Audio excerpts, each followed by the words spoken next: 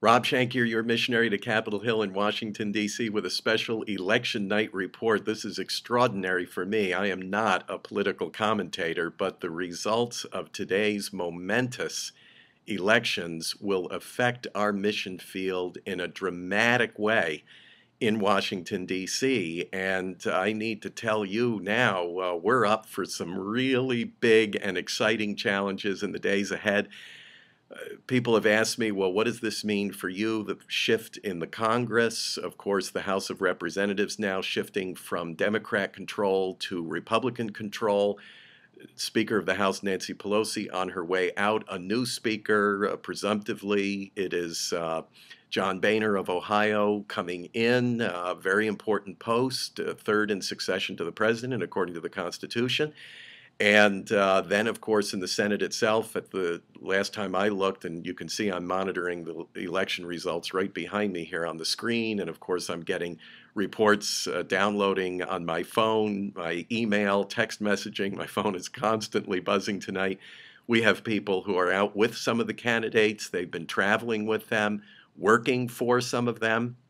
Of course, I've been out with a few of the candidates, praying with them. Some of them are winners, some of them are losers tonight, but that's the way it works in our democratic republic. So it doesn't matter to us as a ministry in Washington whether Democrats or Republicans come to Washington. We treat them exactly the same. We have a mission and we have a message that is to every one of them, regardless of the label they wear. And tonight, of course, we're seeing that the Republicans have really swept the country, not just in the Congress, but in governorships across the country and state legislatures and so on. But simply because you have an R next to your name, or you're known as a conservative, or even a Tea Party patriot, doesn't necessarily mean that you embrace a passionate personal Christian faith. So our mission is the same to everyone. I will say this, and this is from, I'm a registered independent. I am neither Democrat nor Republican. So I'm not playing favorites here, and we are absolutely nonpartisan. But I have to tell you, there's no use trying to hide the fact that Republicans, on the whole, foster a culture that is more friendly and more receptive to our mission and to our message. So I expect some doors that have been closed to us over the last several years will now open.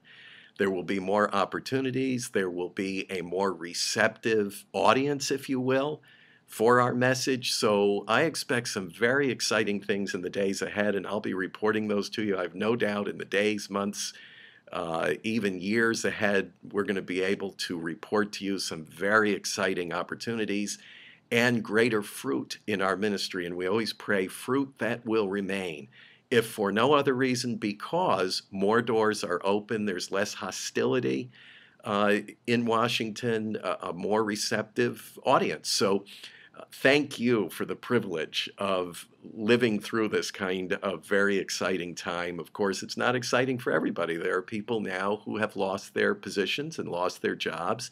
There will be people leaving Washington who have raised families in D.C. for good or for bad, but they have been here and it's traumatic, and we want to minister to them on their way out.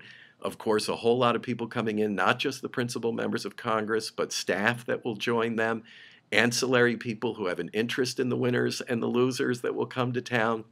So it's almost like the sea change is so great that our mission field has changed in the last several hours and is changing by the minute here.